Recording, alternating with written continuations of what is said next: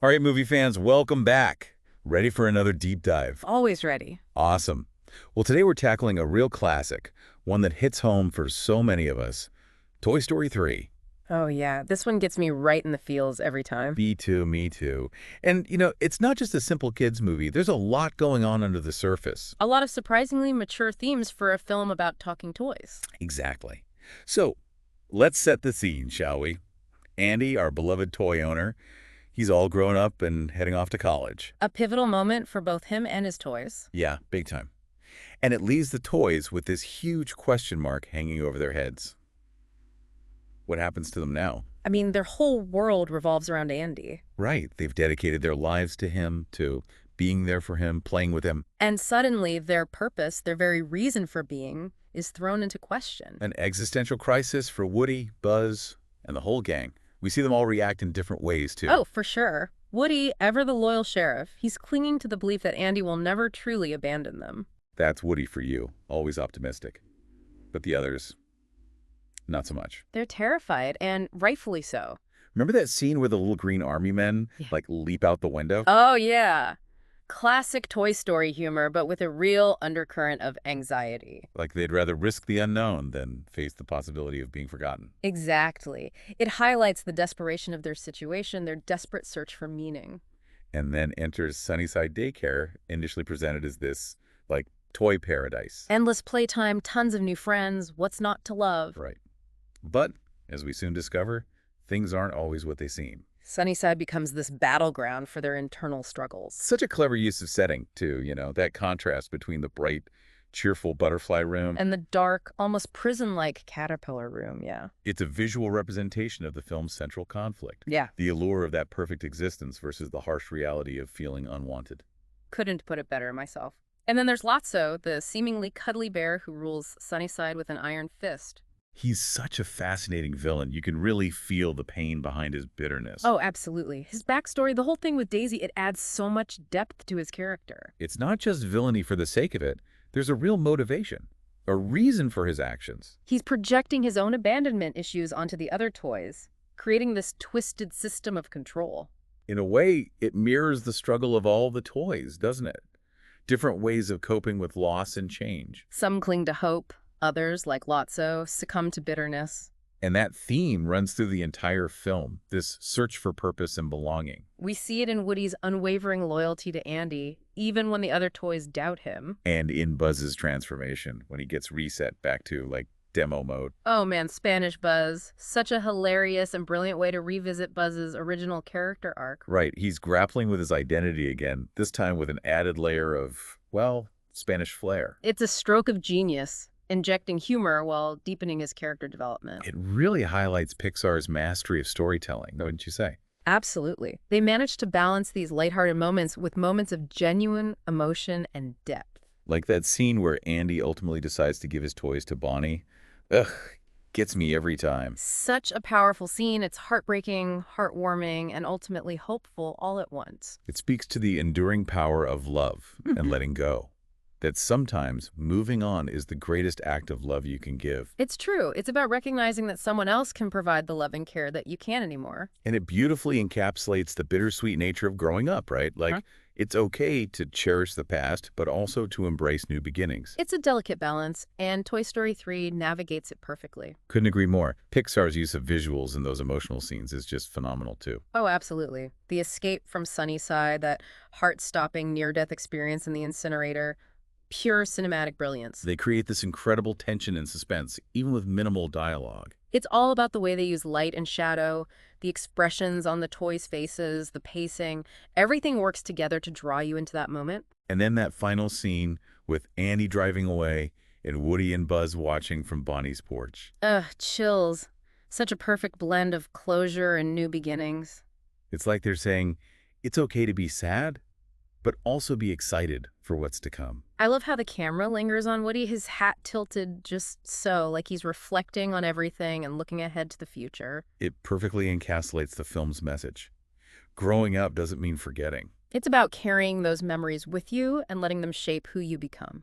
Beautifully said. But before we get too sentimental, we've got so much more to explore. Oh, yeah. We haven't even touched on the incredible voice cast, the film's lasting impact, its deeper philosophical layers. So much to unpack. Stick with us, folks. We're just getting started. Those voices, though, right? They're just so iconic. It's true. You hear Tom Hanks, and you instantly know it's Woody. That warmth, that reassuring leadership, it's all there in his voice. And Tim Allen is Buzz. A perfect blend of bravado and vulnerability. They really do embody those characters, don't they? Like they were born to play those roles.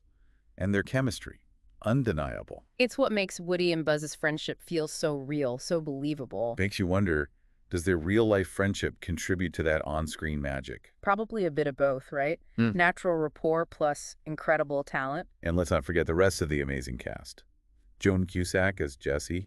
She brings so much to that role. Yeah, that fiery energy, the vulnerability, you really feel for her. And the potato heads, Don Rickles and Estelle Harris, comedy gold. Their back and forth banter is always a highlight. It's amazing how much personality they can convey with just their voices. The power of voice acting, when it's done right, it's just as captivating as any live-action performance. Speaking of captivating, what about the newcomers? Ned Beatty as Lotso, for example. Oh, he was fantastic. Menacing, yet somehow sympathetic. You really felt the weight of Lotso's past, all that bitterness and hurt. And Michael Keaton as Ken. Talk about inspired casting. Pure genius. He absolutely nailed Ken's vanity and that desperate need to be loved by Barbie. That dream house tour scene. I was dying. It's such a clever satire of consumer culture, that whole idea of the perfect life. But there's a sweetness to Ken, too. He just wants connection. That's what makes Toy Story 3 so great. It blends humor and adventure with these surprisingly deep reflections on life. It works on so many levels, appeals to both kids and adults. It's the Pixar magic, isn't it? Yeah. Great storytelling that transcends age. There's something in there for everyone, whether you're experiencing these themes for the first time or revisiting them with a new perspective. It's a film that stays with you, makes you think about your own childhood, the things you hold dear.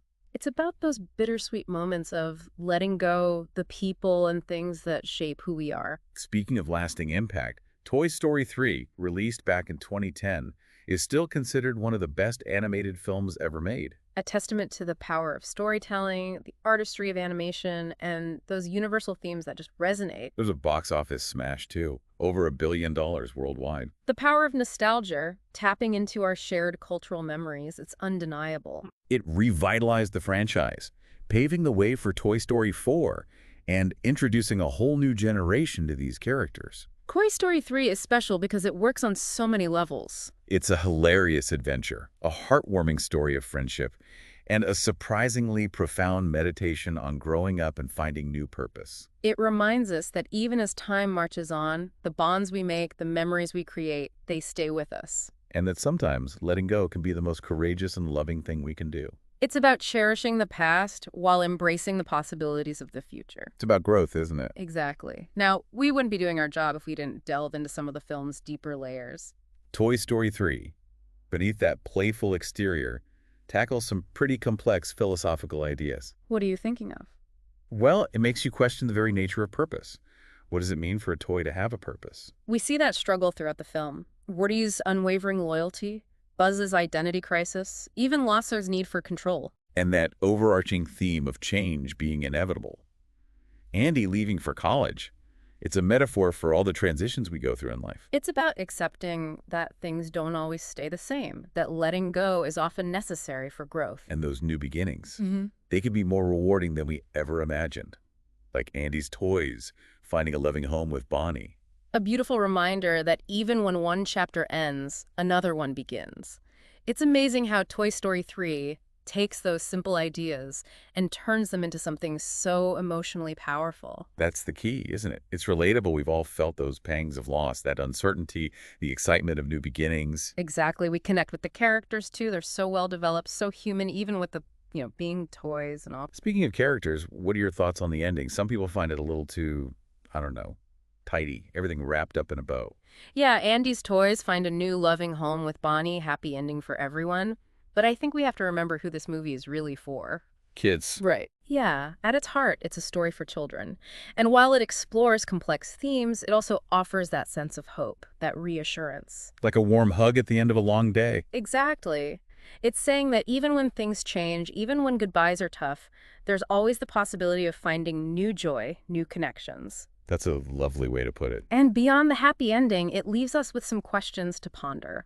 Our own relationship with things from our past, those objects that hold special meaning. Oh, absolutely. The memories they hold, the idea of passing them on, letting go, it's a lot. It is. It's about that balance, honoring the past, embracing the present, and looking towards the future. So, to sum it all up, Toy Story 3 is more than just a kid's movie. It's a masterpiece. Absolutely. It's funny, it's heartwarming, it makes you think about life, loss, friendship, growing up. It reminds us what truly matters. If you haven't seen it, do yourself a favor and watch it. And if you have, watch it again. There's always something new to discover. I couldn't agree more.